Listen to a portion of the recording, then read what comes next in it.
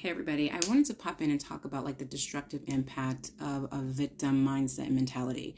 As someone who's focused on relationships and the mindset around one's like experience with self and others, I thought it was important to kind of come in as a life tip, maybe to chat about how we navigate relationships with immature people. Let's get into it, shall we? So, I really think that it's insanely important to have an understanding around the human mind, the mindset, behavioral patterns, and its complexities, and the crucial aspect of recognizing the detrimental effects of staying in a relationship, right, with people who have that type of like victim mentality and victim mindset, right? And I know everybody knows at least one person who does it and centers themselves and becomes the victim, right? They are committed to misunderstanding you and they exhibit signs of immaturity and they do it on a consistent basis. And you know, I pay attention to behavioral habits that are consistent.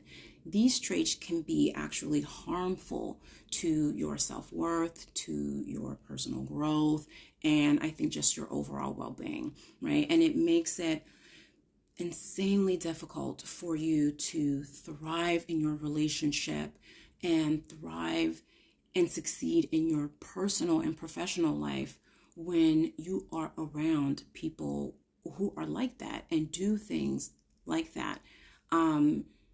It's really important to have a level of emotional intelligence so that you can become aware of you if you're that person, because a person with a victim mindset, they usually often see themselves as a perpetual target of unfairness or misfortune or ill intent of others, right? Something is always happening to them. Someone is always doing something to them and it's never their fault.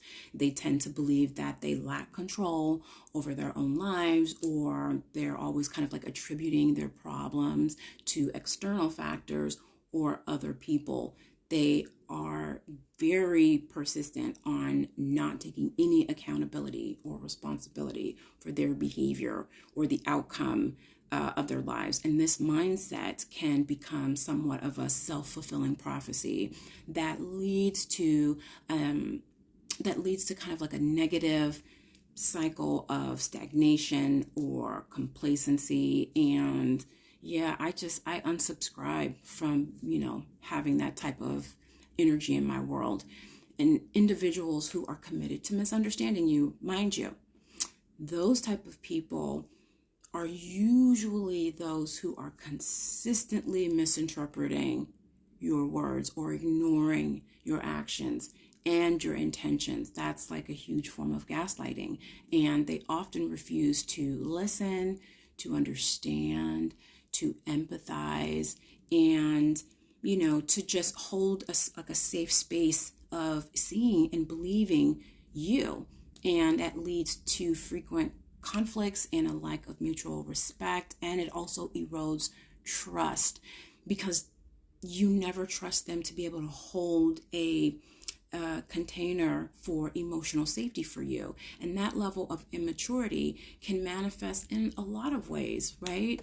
Including emotional instability, impulsiveness, lack of awareness of their behaviors, right? A lack of responsibility, or an inability to think critically and empathetically. And that's really important. Cognitive empathy is very important to me, right? These type of individuals that are very immature, they usually struggle with emotional intelligence, and they struggle with having the desire of personal growth because they feel like, that's just how I am. This is how I am. You have to accept me for who I am, right? There's no self-improvement, and they can't seem to establish mutually beneficial relationships with anybody else. And there's no mutual reciprocity between them and the person they're in a relationship with. Or this can even include friendships, and also this can include the work relationships, right? So how does that kind of affect your self-worth? Well, being in relationships with people who have that type of, mentality and mindset, and they never want to believe the experience, especially if it's negative and you bring it to their attention. They don't want to believe the experience that they are giving you, right? There are always displays and signs of immaturity that can significantly harm your self-worth, right? You'll feel like, I'm not doing good enough, I'm not enough for them. You may begin to internalize their negative attitudes and beliefs, which will lead you to question, am I really the type of partner that I think I am, or that I thought I was, or do I really have much to offer, right? It challenges that. It makes you like second guess who you are. And oftentimes this can result in diminished confidence, right? This often reduces like your motivation to give effort, to connect, to give effort, to please, to give effort, to make happy, to put in the work, right? Because you feel like everything that you do is not good enough. And I think that it just overall declines in your mental and emotional health. So that's really important, right? So now that we kind of have an idea of all that, people are doing with that, let's talk about a couple of signs to look out for in those type of relationships. Things that you would take heed for. So get your paper, get your pen, because I'm going to go over a couple of them. And I'm pretty sure at least one person or more. Constant blame, that's one. They often blame everybody else for their problems or their negative feelings instead of taking responsibility for their actions. It's always somebody did something to me and I didn't do anything to cause that, right? That's one. Miscommunication. That's a big one, especially because communication is the foundation of healthy relationships. They persistently misinterpret or twist your words and the things that you say and express, which often leads to unnecessary conflict because they are married to their own mindset, right? So that with communication is important. 3, lack of empathy. They struggle to understand your feelings, your experience, your emotions. They don't share anything with you. They can't relate. They can't try to put themselves in your shoes. They show little concern for your feelings, your thoughts, your experience, all of that, right? 4, emotional instability. This is a big one for me.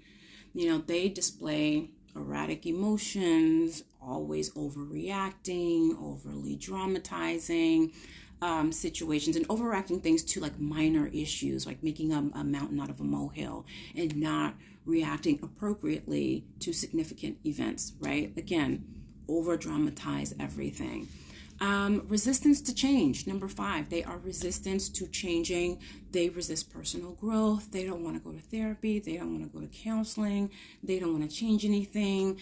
Preferring to just, being in their comfort zone, even if it hinders their development or it hinders the relationship that they have with everybody else, right? That whole, this is how I am. This is just how I am. I've always been that way. You're going to have to accept me, right? So those are the things. Now, how to protect yourself from people who are like that, right? Because you can only control yourself. To protect your self-worth, your mental health, your emotional health, it is crucial to set boundaries, like unbendable, non-negotiable boundaries. Communicate with clarity your needs. Seek support when necessary, right? Go to therapy, go to counseling if you can. If they won't do it, you at least need to go by yourself. If the relationship continues to be harmful, or draining, and it hurts you mentally and emotionally, even though you've tried your best efforts, it might be necessary to ask yourself, okay, this is the time to distance myself. I need to cut off access completely or remove myself because I can only change myself. And remember, it's essential to prioritize your well-being above all else, because you cannot stay in a committed relationship. And it's too expensive when staying in the relationship is at the expense or the cost of your mental and emotional health. I want you to understand, please, that navigating these type of relationships, right?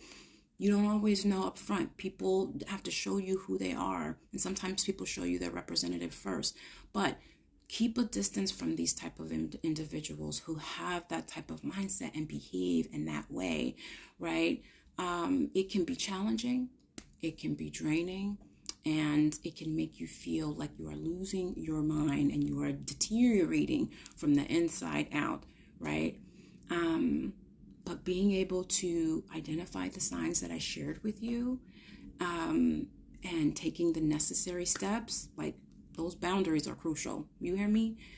Taking those steps, doing what you need to do to maintain your self-worth, right? And continue to grow for you as an individual, right? You cannot connect deeply with anybody who has not connected on that level with themselves.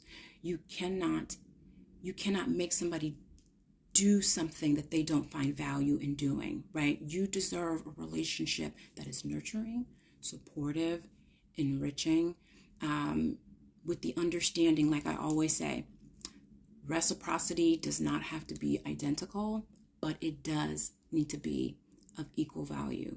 Until next time, guys, make life matter. Love yourself first. Subscribe to my newsletter. Click on the subscribe button, and I'll see you when I see you.